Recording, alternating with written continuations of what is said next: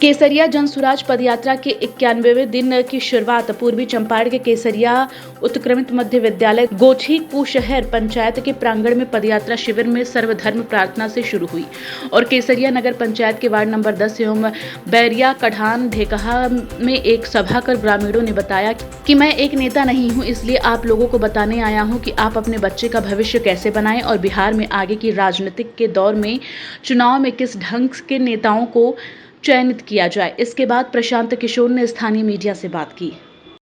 आप सबको नव वर्ष की अग्रिम बधाई और आपके माध्यम से बिहार की जनता को भी मैं नव वर्ष की अग्रिम बधाई दे रहा हूं। जैसा कि आपको पता है, जनसुराज अभियान पदयात्रा के तहत 2 अक्टूबर गांधी विद्यारवा आश्रम से हम लोगों ने चलना शुरू किया है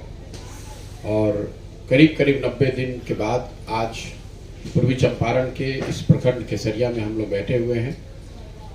पिछले 3 महीनों में हम लोगों ने पश्चिम चंपारण, पूर्वी चंपारण और शिवहर के ज़्यादातर प्रखंडों,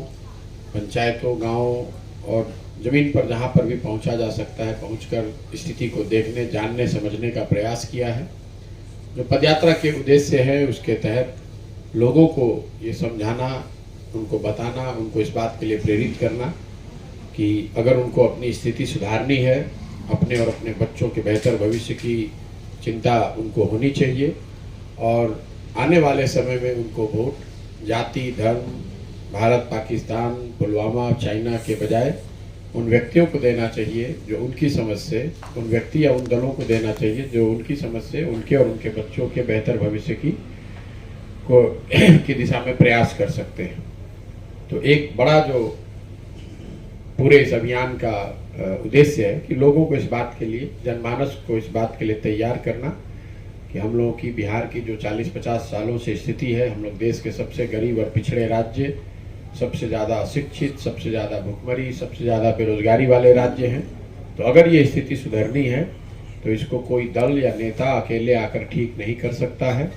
ये ठीक तभी होगा जब यहाँ का जो समाज है, यहाँ के जो लोग हैं, वो अपनी जिम्मेवारियों को समझेंगे और अपने नहीं तो कम से कम अपने बच्चों के लिए इस तरह की जाति, धर्म और दूसरे बेवजह की बातों पर वोट देने के बजाय विकास और बच्चों के बेहतर भविष्य के लिए जब वोट करेंगे तभी वो स्थिति सुधरेगी। अभी तक